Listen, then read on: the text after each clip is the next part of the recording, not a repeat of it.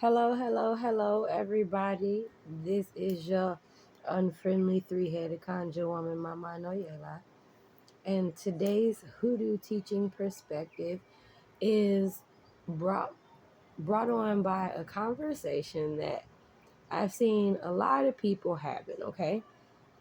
And one of the questions was, how do you know the difference between talking to your ancestors, your conscious mindset, or if you are actually talking to a demonic presence? Okay, so that's what we're going to be getting into. So when you are on your spiritual journey and you are wondering, well, exactly how do I know if I'm talking to my ancestors? Or, as the Christians would like to say, talking to your ancestors is like talking to demons because they are dead. So, rule number one, we are going to debunk this whole thing behind Christianity, and we are going to accept the fact that Christianity was a mental slave implement to enforce their beliefs and trauma onto a race of people that they had bought and stolen and sold into slavery on another continent for their own benefit. Not only that, historically speaking, those slaves that became ministers and preachers that were allowed to read only certain passages of the Bible back then were actually sold into soliciting from plantation to plantation so that the slaves would understand the Christian Bible and the teachings to keep them docile and to do the work of the great Lord and Savior. And you also have to realize that that teaching and that traumatic enforcement on a people who were brought from a different country into another country and enforced to believe in something that was not natural to them, nor their religious beliefs, nor their practices or way of life. That trauma was passed down in the blood, in the DNA, generation after generation. Whether it was your children watching them being beaten, abused, and watching their language be taken from them, husband and wives being separated. I mean, there were a lot of situations and circumstances that revolved around that enforcement of Christian teaching and mentality.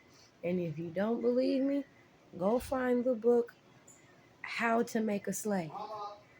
When you are on your journey and speaking or searching for your ancestors, they are usually going to teach you or bring some kind of information to you that is personally about you, personally about your family, personally about your reference and upbringing and being, that you can go research.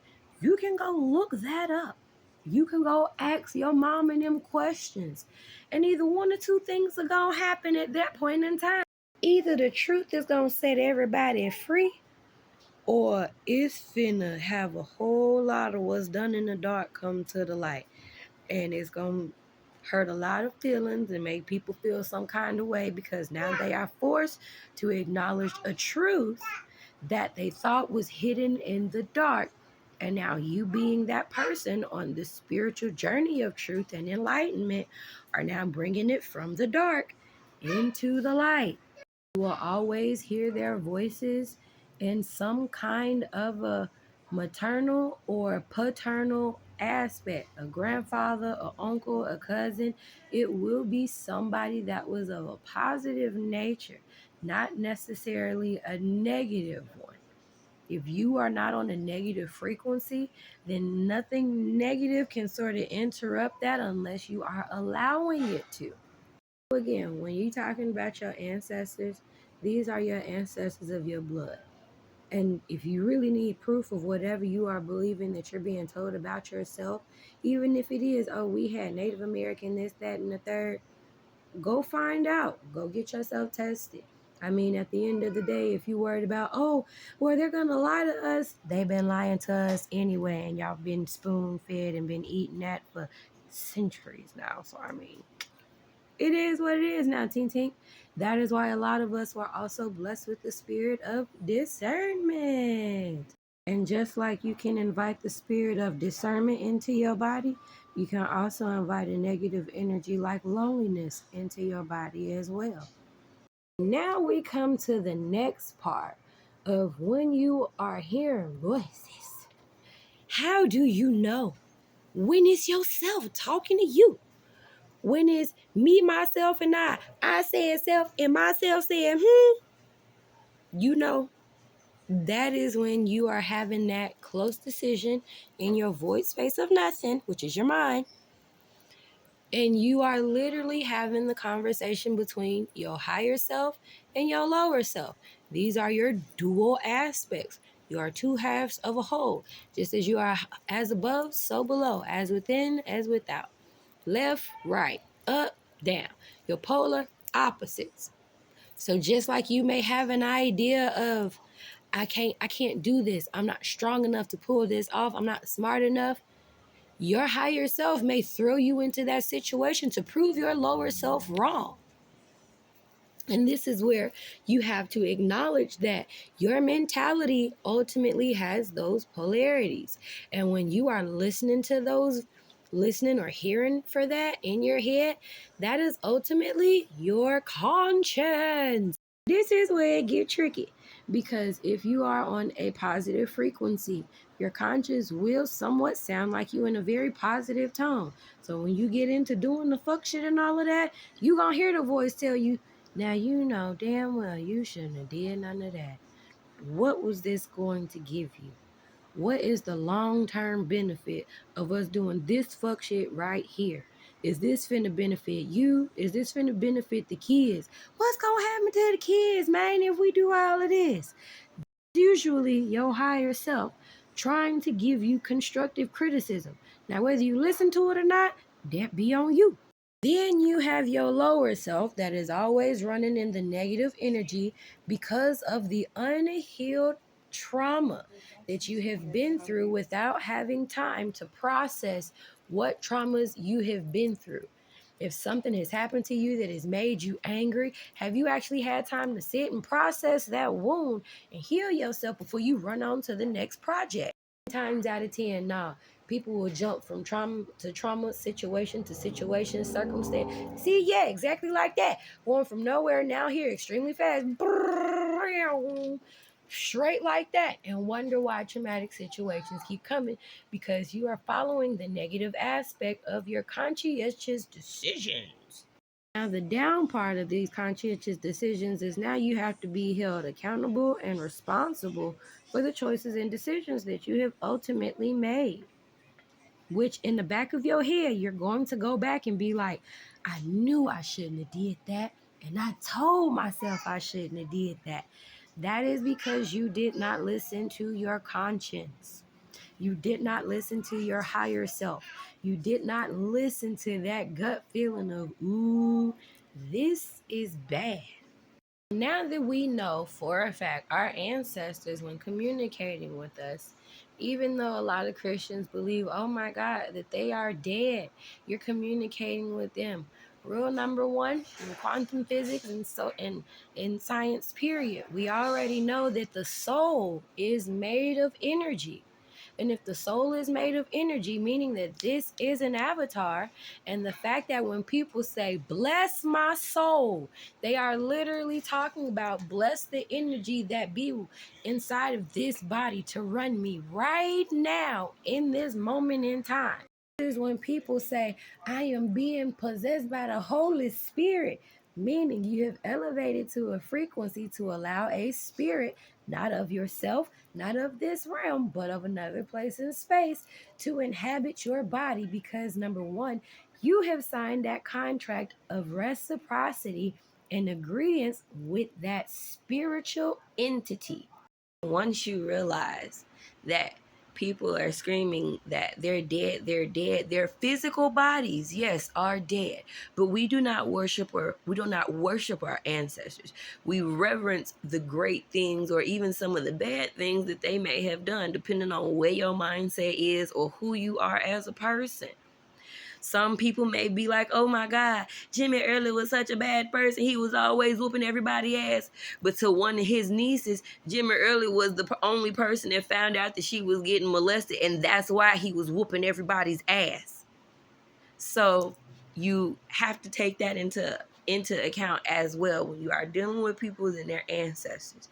Meaning, again, these are the people that are in your blood. Because, again, when your body gives out, when your car gives out, your soul that is made of that energetic entity does not dissipate. It recreates, meaning it waits on another place or bloodline to become available for that rebirth process to begin.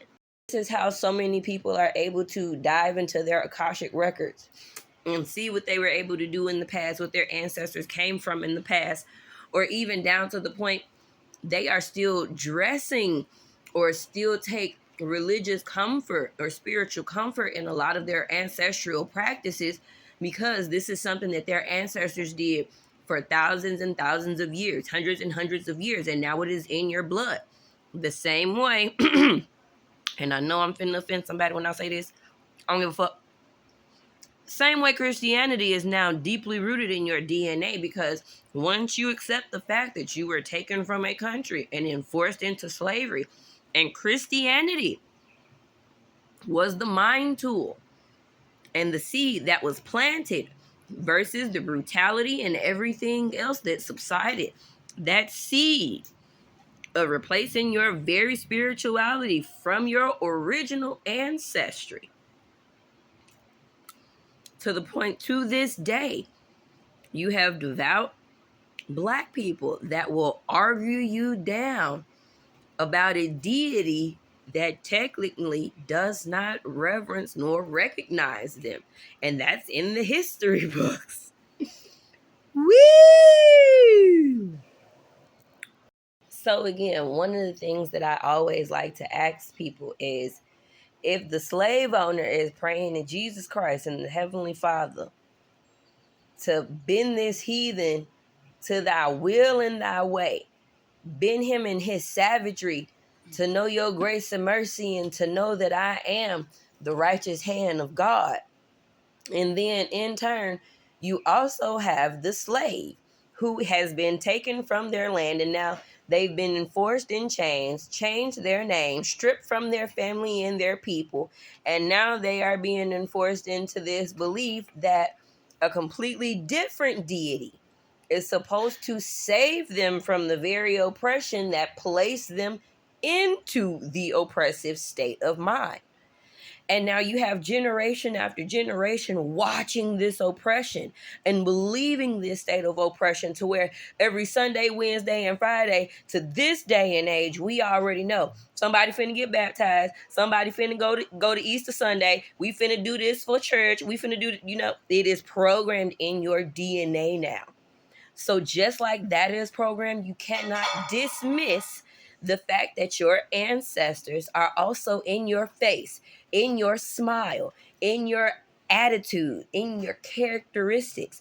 This is why you have children that ultimately remind you of family members of the past. Or this is why even you may be a person who carry characteristics of somebody from the past, and every time you get around somebody else who knows of them, they like, dog, you remind me of Alberta. Dog, you remind me of this person. Dog, you remind me of that, because those genes, that characteristics, those aspects are still in the blood. So for those who want to sit there and scream, oh my God, my ancestors are dead, you talking to dead people, well then at some point I guess you should really stop talking to yourself then too, huh?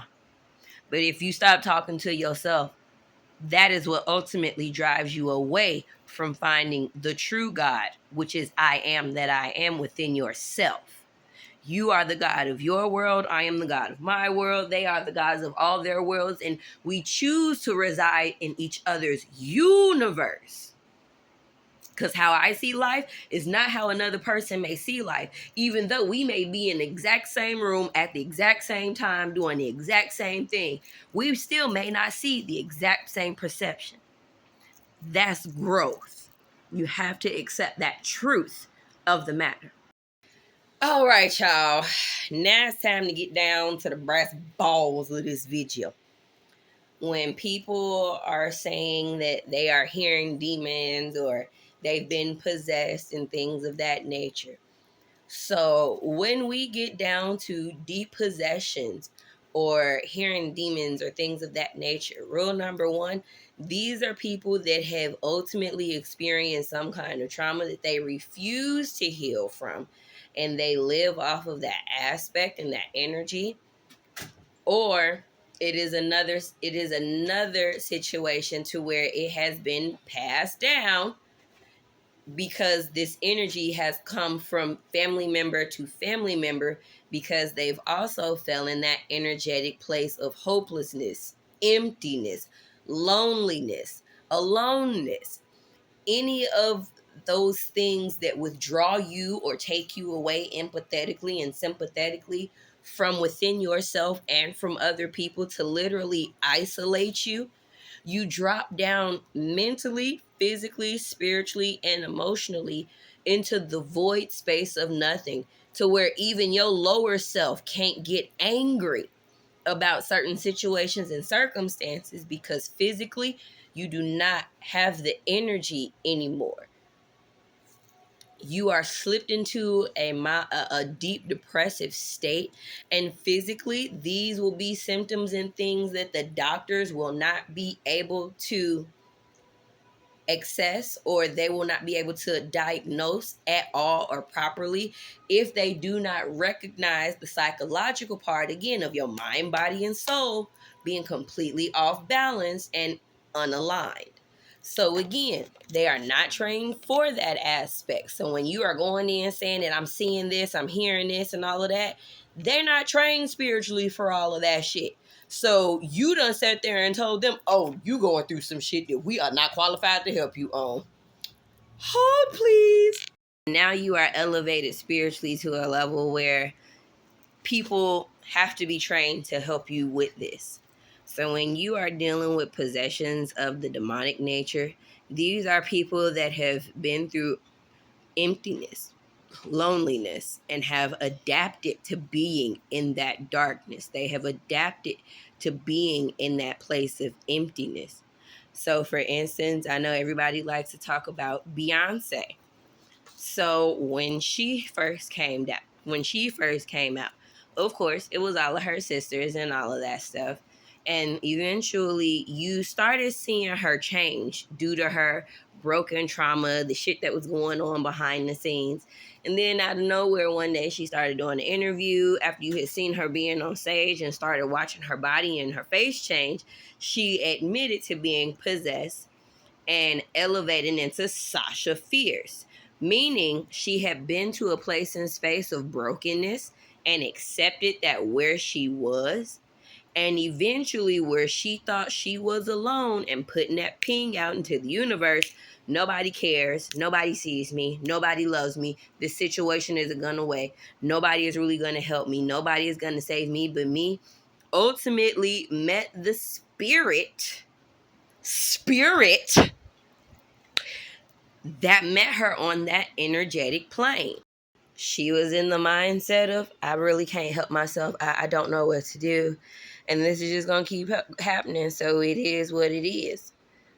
The spirit and energy that met her was like, oh, word? Well, if it's going to be like that, I can make it better. I can make it better. If you just let me in. That is one of the things when you are dealing with demons or demonic energetic possessions. You, number one, it's always about reciprocity, because they're not going to fuck with you if they're not going to get anything out of it. And if they know that they're stronger than you and you are not aware, they ready to fight for your soul. But are you ready to fight for your soul? a lot of people are not equipped to that level yet. So this is why, again, we have those situations and circumstances. So when, again, Beyonce got to that point of announcing that she was Sasha Fierce, and now we see this presence on stage and all of that stuff, the next part in her spiritual journey, if you actually paid attention, is when she started putting some of her business out there with what was going on with Jay-Z cheating and everything like that, where she was lost at a crossroads of nowhere to now here. And she was ultimately putting things in her videos, such as Pretty Hurts, talking about how she was supposed to be seen this way, brought up this way. She was supposed to be pretty, smile, and ultimately being that way was killing her. It was tearing her up inside. It was hurting her. Again, what do I do? Lord, deliver me. 'Cause all I seem to do is hurt me. Hurt me. So yeah, that's where she was at that point in her life. And right after that, she dropped another album, which was Lemonade. And if you paid attention to her Lemonade video, that was another part of her spiritual initiation to what she was going through.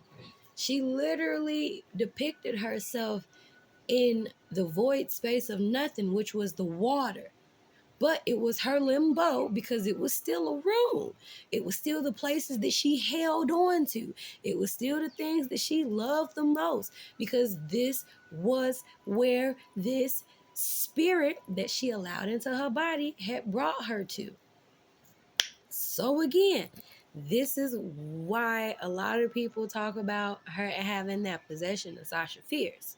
Now again, like on any spiritual journey, you go from nowhere to now here, and now you at a new crossroad because, of course, you are not in the same place and space in life, especially depending on what you may have access to or how you are choosing to display and use your power. And in this case, she chose to use and display her power in a display of possession. Now, what do I mean by a possession? If any of y'all watched her homecoming on Coachella, and how she was the first Black woman to headline Coachella. And she went all out. Now, don't get me wrong. She did use a lot of our heritage and presentation and was bringing the shine and stuff. Great. But under what false pretense, though? That's the question. So again, if you actually got to watch that, she was in full, consensual and contractual agreement with that possession at Coachella, where she immediately suspended herself over the crowd. And of course, everybody is, oh, it was just mist and fog and steam. Those of us that see with our third eye, we're not going to play stupid to a possession when we see it, especially when we know this baby has been raped, molested, and amongst other things, sold to men, trafficked around, and just a bunch of shit. So, in other words, when you are dealing with a demonic presence, it will come to you with a proposition or a deal. Your ancestors will not give you a proposition or no deal. Because if Willie Mae Earl told you sat the fuck down and leave that young man alone, trust me, she gonna make sure you got the message of sat down somewhere and leave him alone. If your higher self told you do not engage in this relationship, it's gonna go bad, within the next 3 to 6 months, you're gonna see all the red flags and signs of this relationship going bad. And you going to either want to sit in it because of your own conscious decision, or again, because of your own conscious decision.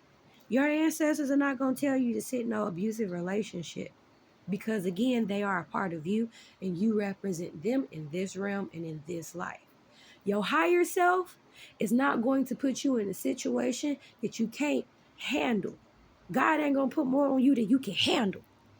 And your lower self ain't gonna put you in no situation to where you can't fight or flight and you end up frozen And now you have to take on the accountability and the responsibility that, damn, I should have listened to my higher self and not been in this shit in the first place.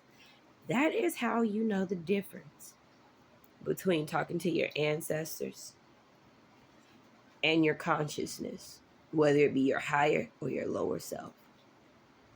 When you are met with a demonic presence, you have to remember either you have reached a place of emptiness, or even your children or somebody around you has reached a place of emptiness. And now that vortex is calling to all of those empty hearted spirits, because now they want something to feed and fill on. And when you hear those demonic presences, when they are in that contractual, or when they trying to negotiate for your soul and you don't realize that you in a negotiation, this is where a lot of the times you will hear stuff and see stuff. Accidents will be happening, but you ain't getting the signs because you did not actually die when you were supposed to have been dead. Those were your ancestors that literally stood in that crime scene and said, no, and stop that demonic presence from making that full-fledged contractual agreement for your soul, because you were not aware that there was a battle for your soul. So when you finally do get to that point of meeting with that spirit, this happens over time as the war wages, and eventually you gonna get with the shit and fight back. Or on the downside, you are going to succumb to the demonic presence. And if you need a good reference, the movie Constantine is a good reference.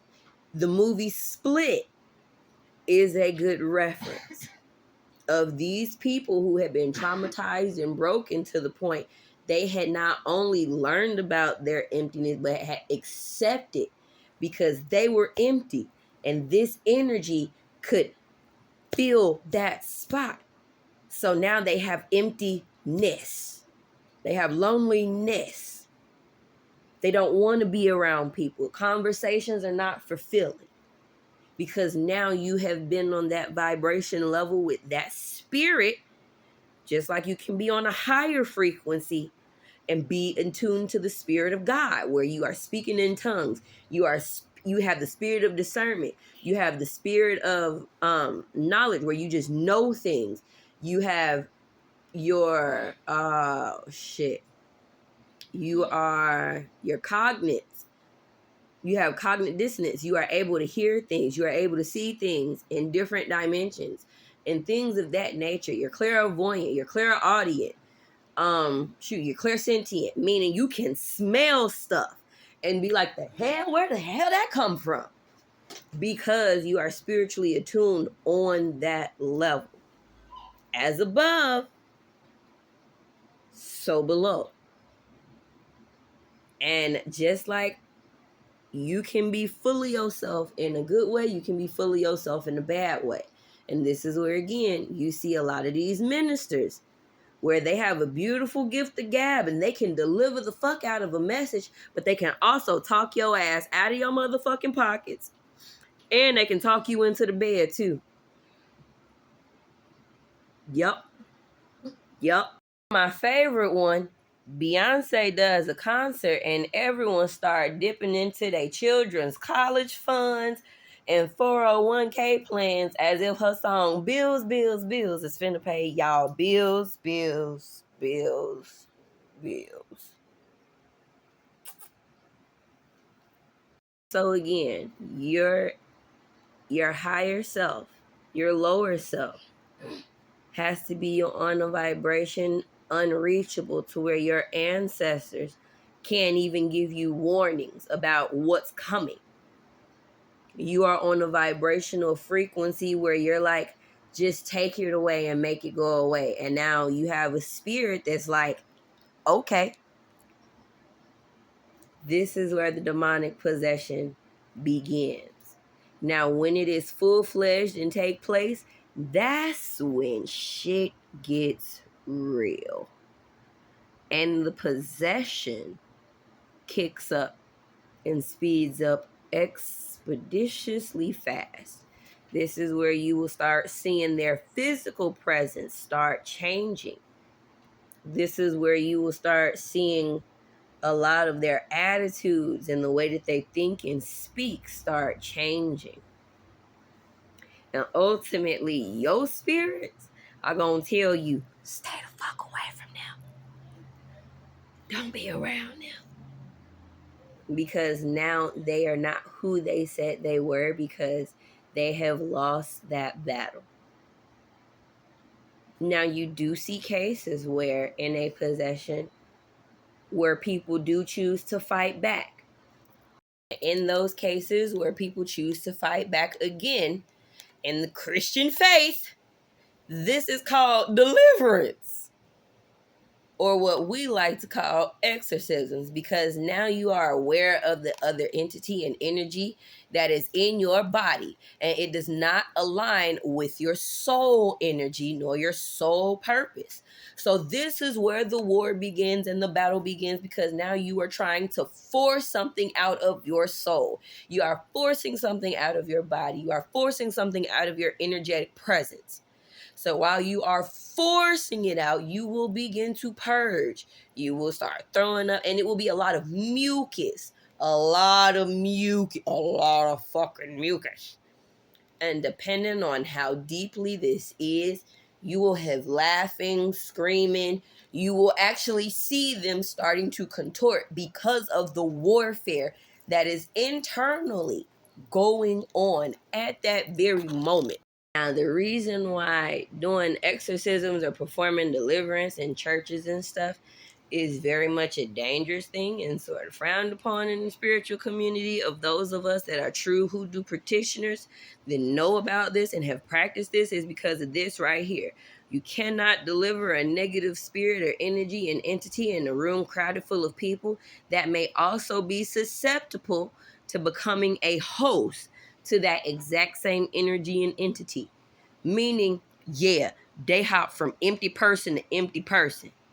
So if you going through some shit and you see this person going through it, again, you will also begin to contract that same thing, because you may have experienced that same level, and it will also use that to prey on you. So now you either have to fight for what is the truth about the matter, or you will succumb to whatever has been planted in your mental. And again, this is where the fighting comes into play. You will see those who are strong enough to fight and expel their demons, get rid of them, and send them back to whatever realm, level of hell, void space of nothing that they may belong to, or vice versa. You do see those that end up eventually losing their souls. And it's a lot of slow singing and flower bringing. You know what I mean. So, with that being said, you guys, that is sort of the breakdown of your mind, body, and spirit. Again, how we are communicating with our ancestors, the difference between your mindset and your consciousness, and also the difference between a real demonic possession of you or somebody else around you. Namaste, y'all, but namaste over here. Holla.